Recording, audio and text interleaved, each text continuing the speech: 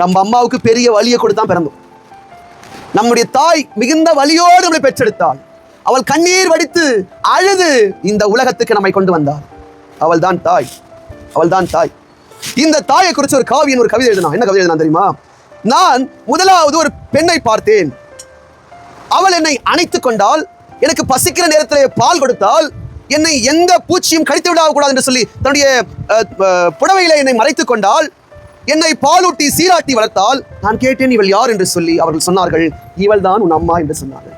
அவள் அழகா இல்லை, அவள் அழகா இல்லை, ஆனால் அவள் தான் என் முதல் காதலி.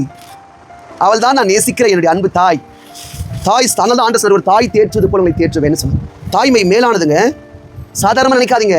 நம்மளை பெற்றெடுக்கும் போது மிகுந்த வலியோடு பெற்றது மாத்திரமல்ல, அவள் எவ்வளவு கஷ்டப்பட்டு நம்மை வளர்த்திருப்பா தெரியுமா?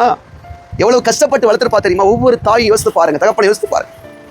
எங்கள் வீட்டில் 3 பிள்ளைகள் நாங்கள். என் வீட்டில் கொடிய வறுமை, கொடிய வறுமை.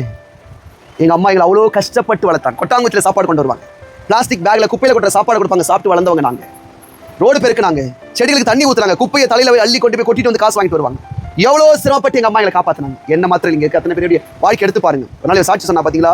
உள்ளமெல்லாம் உடைந்து. ஒவ்வொரு தாய்க்கு பின்னாடி ஒரு வரலாறு இருக்கும். அவள் ஒரு பிள்ளையை பெற்றது மாத்திரமல்ல, அந்த பிள்ளையை வளர்க்கறதுக்கு அவள் எவ்வளவு சிரமப்படுறா தெரியுமா? தன் சரீரத்தில் எவ்வளவு ரத்தத்தை பூமியில சிந்துவா தெரியுமா? தன் சரீரத்தில் ஏராளமான ரத்தத்தை அவள் சிந்துவாள். சிந்தி தான் உன்னை வெளியே கொண்டு வருவாள். அப்படியே நீ வந்துட மாட்டேன், நான் வந்துட மாட்டேன்.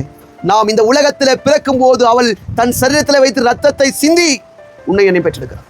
அதுல ஆபரேஷன் கொடுமையானது. இந்த பூமியில் ஒரு பிள்ளையை பெற்றெடுக்கிறதுக்கு அவள் எவ்வளவு தியாகம் பண்ணுகிறாள் தெரியுமா? ஒரு தாய்.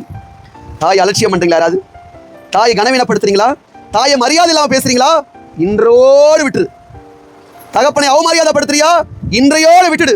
உன் தாய் உன்னை எவ்வளவு அன்பாய் வளர்த்தால் மறந்துடாதே. உன் தாயை நேசிக்க வேண்டும் அன்பானவர்களே.